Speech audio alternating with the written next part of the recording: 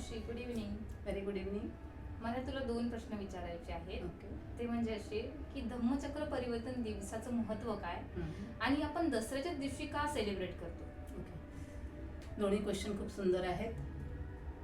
Doctor Babasaheb Ambedkar यांनी 14 October 1956ला नागपूरला दीक्षाभूमीवर बौद्ध धम्माची 5 लाख अन्वयांसोबत दीक्षा घेतली.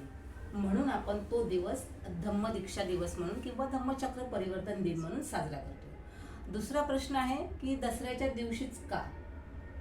तर सम्राट अशोक यांनी जेव्हा कलिंगचं युद्ध जिंकलं तर तेव्हा त्यांनी बरेचसे युद्ध जिंकले होते, म्हणजे जगत जिंकलं.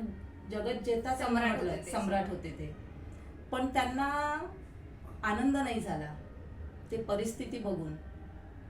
तो पूर्ण म्हणजे जो म्हणतो ना आपण की तो युद्धाचा सीन बघून, ते मृत्युमुखी पडलेले माणसं बघून त्यांना खूप दुःख झालं, अस्वस्थ त्यांचं मन अस्वस्थ झालं. मनामध्ये मुळीच समाधान नव्हतं युद्ध जिंकण्याचं.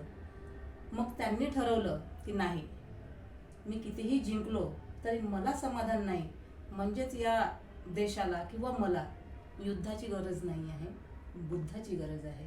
आणि बुद्ध म्हणजे काय आहे? शांततेचं प्रतीक आहे. बरोबर. तर मग सम्राट अशोकाने ठरवलं की आपण शस्त्र खाली ठेवायचे. सम्राट अशोकाने शस्त्र खाली ठेवली त्या दिवशी. तर त्या दिवसाला म्हणतात अशोक विजयादशमी. म्हणजे अशोक विजयादशमी म्हणजे काय की सम्राटाने विजय मिळवलेला, म्हणून तो अशोक विजयादशमी. आणि त्यालाच दसरा म्हणतात. त्याच दिवसाला दसरा असं म्हणतात. म्हणून बाबासाहेबांनी तोच दिवस निवडला. आणि ज्या वर्षी तो 14 ऑक्टोबरला 1956ला 14 ऑक्टोबर होता हा दिवस.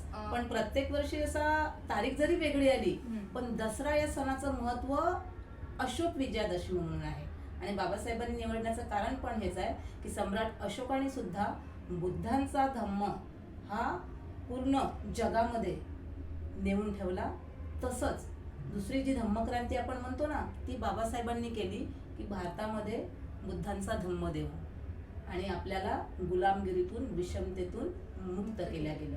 म्हणून हा दिवसही आपल्यासाठी महत्वाचा आहे. त्याला आपण दसरा म्हणजे अशोक विजयादशमी म्हणू शकतो आणि धम्मचक्र परिवर्तन दिनही म्हणू शकतो. समजलं?